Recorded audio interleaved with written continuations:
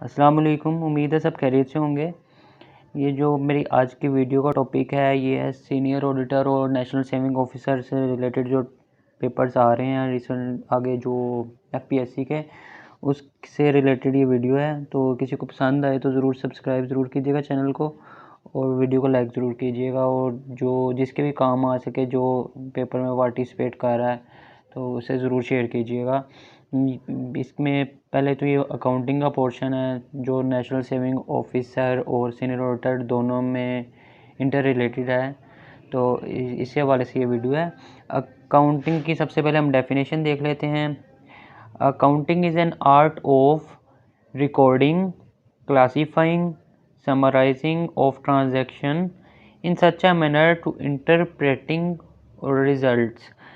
Accounting जो है एक आर्ट है इसका फाइनेंशियल ट्रांजैक्शन को रिकॉर्ड करने का, क्लासीफाई उनको डिवाइड करने का, उन यानी पार्ट्स में डिवाइड करके जो जिस हेड का है वो उसी में आए।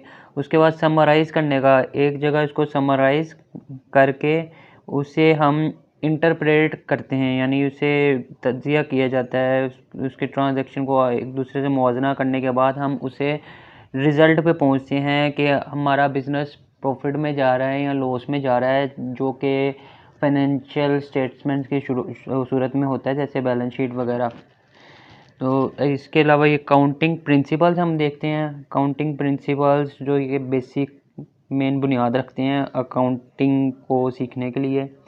तो इसको हम अकाउंटिंग प्रिंसिपल्स एंड प्रोसीजर्स जो है हम इसको दो हिस्सों में डिवाइड कर लेते हैं, अकाउंटिंग कॉन्सेप्ट और एक हिस्सा है अकाउंटिंग कन्वेंशंस।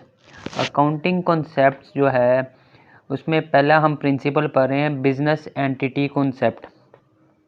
इसमें यह कहा गया कि बिजनेस और जो ओनर हैं वो दो सेपरेट एंटिटी हैं, यानी ओनर जो अपने पर्सनल यूज़ के लिए कोई एक्सपेंसेस कर रहा है वो बिज़नेस में डील नहीं होंगे, बिज़नेस के खर्चे ही बिज़नेस में लिखे जाएंगे।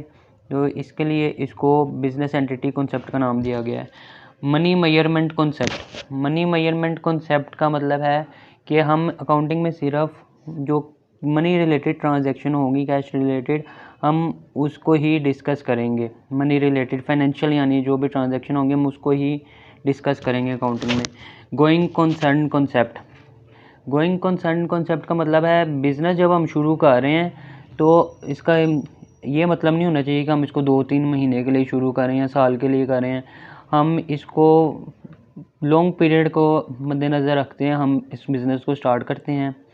इसके अलावा है accounting period concept. Accounting period concept का ये लॉजिक है कि इसमें आप जो एक अकाउंटिंग पीरियड जो सिलेक्ट कर रहे हो वो यानी फ़िक्स होना चाहिए, जैसे कि ये 1 जुलाई से 30 जून, ऐसे जो एनुअल आप कैलेंडर ईयर वगैरह भी सिलेक्ट कर रहे हो तो वो फ़िक्स होना चाहिए। Historical cost principle. Historical cost principle में ये कहा गया कि जो आप अकाउंटिंग में अपने बुक्स ऑफ अकाउंट में जो रिकॉर्ड कर रहे हो, जैसे आप अपना ये बाइक वगैरह सेल करते हो, जो आप एक्चुअल कॉस्ट पे परचेज़ करते हो उसी से एंट्री करोगे, किसी और कॉस्ट से आप उसकी एंट्री नहीं कर सकते बुक ऑफ अकाउंट में। यानी कल को आपने पहले चीज़ खरीदी थी कि 30,000 की, अब वो हो गई है 40,000 की, आप जो एंट्री करोगे अपने वो एक्चुअल कॉस्ट ही करोगे 30,000 से। Dual aspect concept. Dual aspect concept में कहा जाता है कि जो काउंटिंग में जो एंट्री होती है वो डबल इफेक्ट रखती है, यानी एक चीज़ डेबिट हो रही है तो दूसरी क्रेडिट होगी। इसके ज़रिए जैसे आपने ये देखी होंगी अपने ये जो बैंक स्टेटमेंट हम निकालते हैं उसमें डेबिट क्रेडिट एंट्रियाँ की होती हैं, ये उस पर बेस करती हैं। इसके अलावा ये 2 सिस्टम है अकाउंटिंग के। एक होता है cash base system. Cash base system बताता है कि सिर्फ जो कैश रिलेटेड ट्रांजैक्शन है ना वही हम रिकॉर्ड करेंगे अपने बुक ऑफ अकाउंट में, जो कि कम यूज़ होता है ख़ास तौर पर पाकिस्तान में। एक्रूअल बेस सिस्टम ज़्यादा यूज़ होता है। एक्रूअल बेस सिस्टम में कहता है कि जब